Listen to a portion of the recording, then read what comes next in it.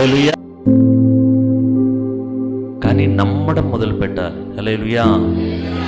నా యొక్క లైఫ్లో మినిస్ట్రీలో ఉన్నాం కానీ నన్ను నేను మార్చుకోవడానికి చాలా ఇబ్బంది పడాల్సి వస్తుంది.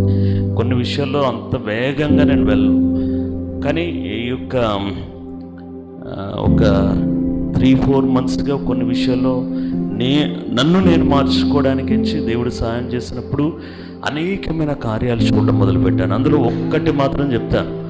ఏంటంటే, నేను జీసస్ కాల్స్ నుండి బయటకు వచ్చిన తర్వాత రెగ్యులర్గా నాకేంచి ఒక చెన్నై కాదు, రామనాథపురం తమిళనాడులో నుంచి ఒక ప్రవక్త ఉన్నారు. చాలా పెద్ద ప్రవక్త ఆయన, విన్సెంట్ సెల్వకుమార్ అని. అంత్య దినాల గురించి నాకు తెలిసి ఆయనలాగా అంతగా చెప్పేవారు ఎవరు ఉండరు. ఆయనకి గొప్ప ప్రత్యక్షతలు ఉన్నాయి. ఆయనది ట్రాన్స్లేషన్ చేసేవాడిని, ఇంట్లోనే చేసేవాడిని.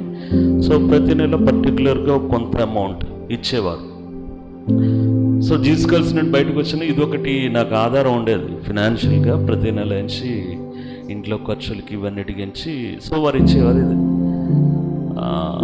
ఒక 3-4 మంత్స్ క్రితం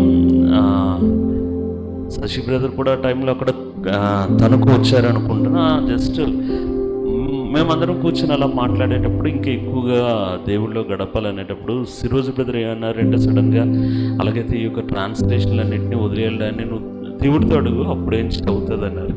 నాకు భయం ఏంటంటే ఇవన్నీ వదిలేస్తే మరి ఇంటిని ఎవరు పోషిస్తారు, ఇంట్లో ఎవరేం చేసి సంపాదించే వాళ్ళు ఉన్నారు, ఉన్నది అద్దె ఇంట్లో ఉన్నాం. సో ఇవన్నీ ఎలా చేయగలం అనేసి నాకు ఆలోచన వచ్చింది. కానీ వచ్చిన ఒక నెల తర్వాత నుంచి జస్ట్ దేవుడికి అడిగాను, ఓకే దేవా, నీ సన్నిధానంలో గడపాలి అని అనుకుంటున్నా, కాబట్టి కొద్దిగా నాకు బ్రేక్ కావాలని.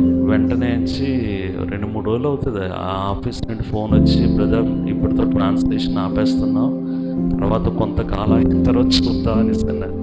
సడన్గా అది ఆగిపోయింది. అది ఇన్కమ్ మొత్తం ఆగిపోయింది. వచ్చే ప్రతి నెల వచ్చి ఇన్కమ్ ఆగిపోయింది. అప్పుడు ఎలా ఉంటుంది చెప్పండి పరిస్థితి. కానీ మన దేవుడు నమ్మదగినవాడు. హల్లెలూయా, హల్లెలూయా. జస్ట్ మనకి ఆశ ఉంటే చాలండి.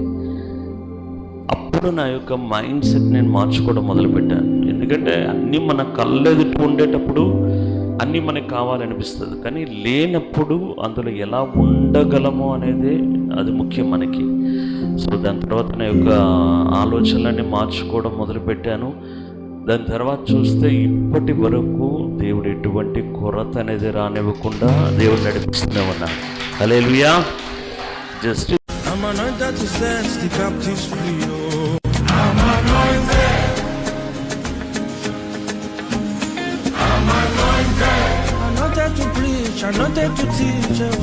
I'm anointed. I'm anointed. Oh, yeah. I'm sponsored to do the will of God. Oh.